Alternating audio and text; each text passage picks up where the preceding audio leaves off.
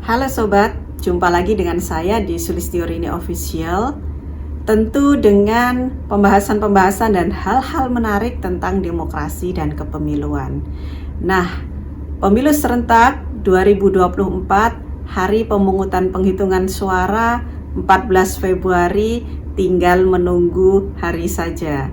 Nah, tentu Sobat semuanya ingin menggunakan hak pilihnya dengan benar. Bagaimana tata cara pemberian hak suara di TPS? Saya akan memberikan tips untuk Anda semua. Simak yuk.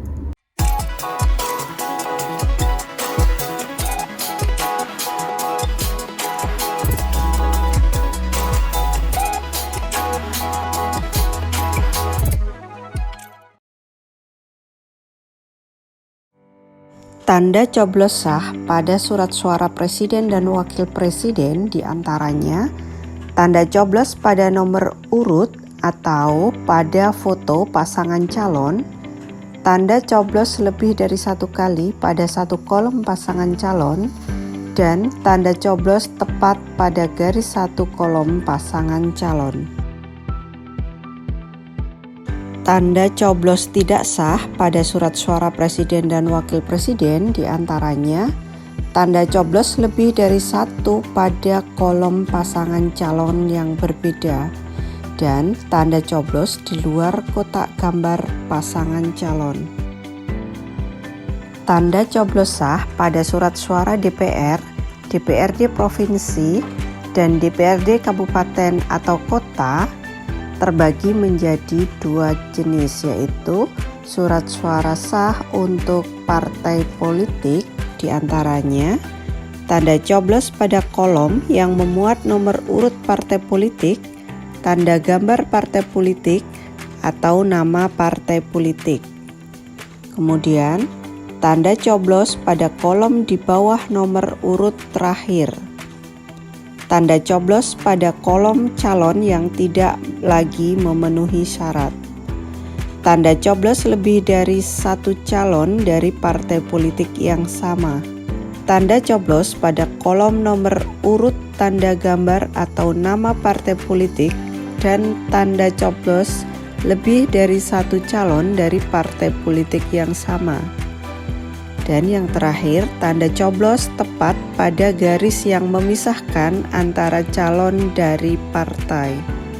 Sementara itu, untuk tanda coblos sah untuk calon anggota DPR, DPRD provinsi, dan DPRD kabupaten kota adalah tanda coblos pada kolom partai politik, tanda coblos pada satu kolom calon dalam satu partai politik. Tanda coblos tepat pada garis yang memuat satu calon untuk calon yang dinyatakan masih memenuhi syarat. Tanda coblos lebih dari satu pada kolom yang memuat nomor urut atau nama calon. Tanda coblos pada kolom calon dan tanda coblos pada kolom calon serta tanda coblos pada kolom di bawah nomor urut terakhir. Tanda coblos tidak sah untuk surat suara calon anggota DPR, DPRD provinsi, dan DPRD kabupaten atau kota. Yang pertama, tanda coblos lebih dari satu untuk partai politik atau calon pada partai politik yang berbeda. Yang kedua, terdapat tulisan yang menutupi kolom pemberian suara. Yang keempat, memberikan tanda pemberian suara bukan dengan alat coblos yang tersedia di TPS dan merusak surat suara.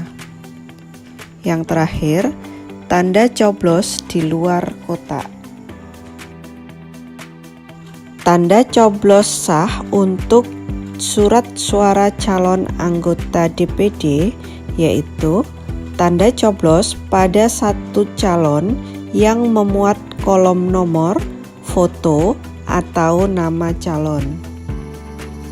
Tanda coblos tidak sah untuk surat suara calon anggota DPD yaitu tanda coblos pada lebih dari satu calon yang memuat kolom nomor, foto atau nama calon. Kemudian, tanda coblos di luar kotak. Nah, itu tadi sobat, beberapa hal tentang pemberian hak suara di TPS agar menjadi benar atau sah. Nah, nantikan episode-episode berikutnya, hal-hal menarik lainnya. Tetap stay tune di Sulistiorini Official.